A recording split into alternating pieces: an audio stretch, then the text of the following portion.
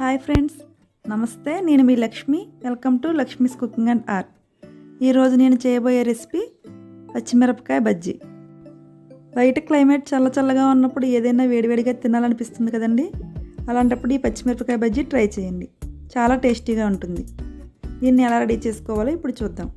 ముందుగా ఒక బౌల్లో 1 కప్పు శనగపిండిని తీసుకోండి. 1 కప్పు శనగపిండికి 1/4 కప్పు బియ్యపిండి వేసుకుంటే సరిపోతుంది. బియ్యపిండి వేయడం వలన బజ్జీ చాలా క్రిస్పీగా వస్తుంది.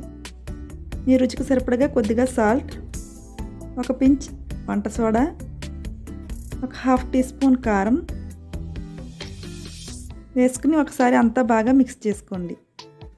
ఎక్కడ ఉండాలనేది లేకుండా బాగా మిక్స్ చేసుకోండి. ఇలా అంతా బాగా మిక్స్ చేసుకున్న తర్వాత దీనిలో కొద్దిగా వాటర్ వేసుకుంటూ దోసపిండిలా కలుపుకోవాలి. ఒక్కసారి ఎక్కువ వేసుకోకండి, కొద్దిగా వేసుకుంటూ కలుపుకోండి. దీనిలో ఎక్కడ ఉండలు లేకుండా బాగా మిక్స్ చేసుకోండి. ఈ పచ్చిమిరపకాయ బజ్జీ చాలా టేస్టీగా ఉంటుందండి. చాలా క్రిస్పీగా కూడా ఉంటుంది. ఇవి చల్లారిన తర్వాత కూడా చాలాసేపు ఇలా క్రిస్పీగానే ఉంటాయి. ఒకసారి మీరు కూడా ఇలా పచ్చిమిర్చి దొరికినప్పుడు బజ్జీగా చేసుకుని ట్రై చేసి చూడండి. చాలా టేస్టీగా ఉంటాయి.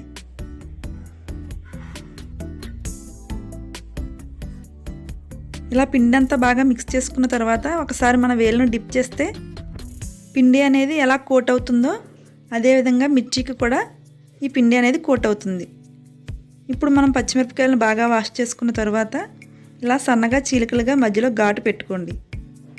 లోపల గింజలు కారం ఎక్కువగా ఉన్నాయి అనుకుంటే తీసేయొచ్చండి. ఈ కారం అంతగా లేవు, అందుకే గింజలు తీయట్లేదు.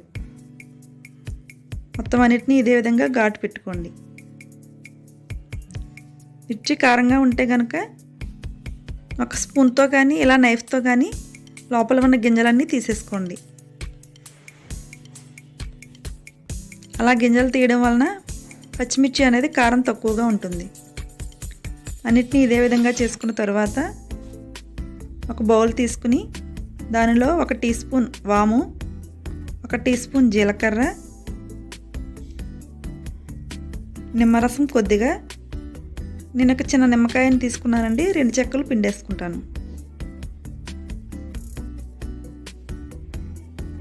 మీరు జ్యూస్ని బట్టి చూసుకుని వేసుకోండి. ఇప్పుడు మనం ముందుగా బజ్జీ పిండి రెడీ చేసుకుని ఉంచుకున్నాం కదా, అది ఒక 2 స్పూన్స్ వరకు వేసుకుని బాగా మిక్స్ చేసుకోండి. మీరు కావాలంటే నిమ్మరసానికి బదులుగా చింతపండు రసమైనా వేసుకోవచ్చండి. నిమ్మరసం వేసుకుంటే టేస్ట్ అనేది బాగుంటుంది. ఇప్పుడు ఒక గ్లాస్ ఏదైనా తీసుకుని మనం రెడీ చేసుకున్న పిండి అంతటిని ఈ గ్లాసులోకి వేసుకోండి. ఇలా గ్లాస్లో వేయడం వలన మనం పచ్చిమిర్చిని డిప్ చేయడానికి చాలా ఈజీగా ఉంటుంది. ఇప్పుడు పచ్చిమిర్చిని తీసుకుని మనం కట్ చేసి ఉంచుకున్నాం కదండి, దానిలో ఈ పిండి అనేది పెట్టుకోవాలి. 1 స్పూన్ హెల్ప్తో కానీ లేదా చేత్తో అయినా పెట్టుకోవచ్చండి. చేత్తో అయితేనే ఈజీగా ఉంటుంది.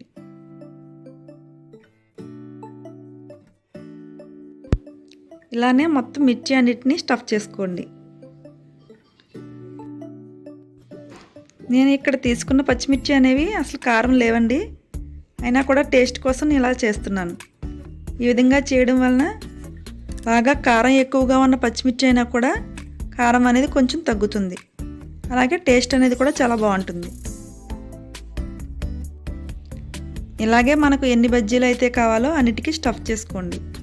ఇప్పుడు స్టవ్ పై డీప్ ఫ్రైకి సరిపడగా ఆయిల్ పెట్టుకుని ఆయిల్ బాగా హీట్ అయిన తర్వాత మనం ముందుగా రెడీ చేసి ఉంచుకున్న పచ్చిమిర్చిని ఈ పిండిలో డిప్ చేసి ఆయిల్లో వేసుకోవాలి.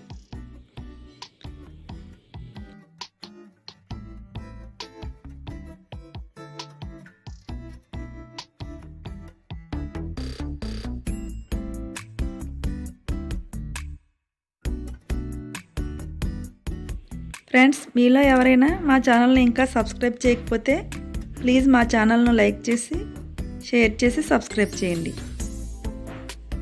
మీ ఫ్రెండ్స్కు ఫ్యామిలీకి అందరికీ షేర్ చేయండి. పక్కన ఉన్న బెల్ సింబల్ని యాక్టివేట్ చేయండి. మీకు ఏవైనా డిఫరెంట్ రెసిపీస్ కావాలి అంటే నాకు కామెంట్స్లో తెలియచేయండి. నేను వాటిని తప్పకుండా చేస్తాను. మీ సలహాలు సూచనలను కామెంట్స్లో తెలియచేయండి.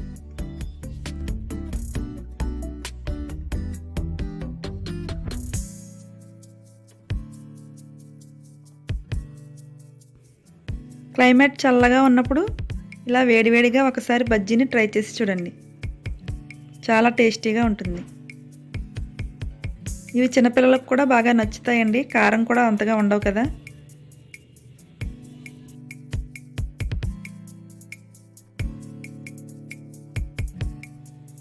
మనం కలిపి ఉంచుకున్న బజ్జీ పిండిలో అరటికాయ బజ్జీలను కూడా వేసుకోవచ్చు. చాలా క్రిస్పీగా టేస్టీగా ఉంటాయి. అలాగే ఈ పిండిలో సన్నగా చీలికలుగా కట్ చేసిన ఆనియన్స్ని వేసుకుని పచ్చిమిర్చి వేసుకుని పకోడీలా వేసుకున్నా కూడా చాలా టేస్టీగా ఉంటాయి. ఇదే పిండితో 3 డిఫరెంట్ రెసిపీస్ ట్రై చేయవచ్చు. ఒకసారి మీరు కూడా ట్రై చేసి మీకు ఎలా వచ్చిందో మాకు కామెంట్స్లో తెలియచేయండి. ఇలాగే మొత్తం ఎన్ని బజ్జీలు అయితే కావాలో అన్నిటినీ ఆయిల్లో డీప్ ఫ్రై చేసుకోండి. మంటను ఫస్ట్ హై ఫ్లేమ్లో పెట్టుకుని కొంచెం సేపటి తర్వాత మీడియంలోకి తగ్గించుకోండి. అలా అయితే క్రిస్పీగా ఉంటాయి. ఇలా ఫ్రై చేసుకున్న బజ్జీలలో కావాలంటే ఆనియన్స్ నిమ్మరసాన్ని వేసుకున్నా కూడా చాలా టేస్టీగా ఉంటుంది. నేను ఇక్కడ ఒక్కసారే ఫ్రై చేశాను కదండి బజ్జీ. మీరు కావాలంటే రెండోసారి కూడా మళ్ళీ పిండిలో డిప్ చేసి ఆయిల్లో డీప్ ఫ్రై చేసుకోవచ్చు. నేనైతే ఒక్కసారే చేశానండి. మీరు కావాలంటే 2 టైమ్స్ చేసుకోండి. చూస్తున్నారు కదండి, వేడివేడిగా యమ్మీ పచ్చిమిరపకాయ బజ్జీ రెడీ అయ్యింది. ఈ వీడియో మీకు నచ్చితే లైక్ చేయండి. మీ ఫ్రెండ్స్కు రిలేటివ్స్కు షేర్ చేయండి. మా ఛానల్ను సబ్స్క్రైబ్ చేయడం మాత్రం అస్సలు మర్చిపోకండి. Thanks for watching this video. Bye.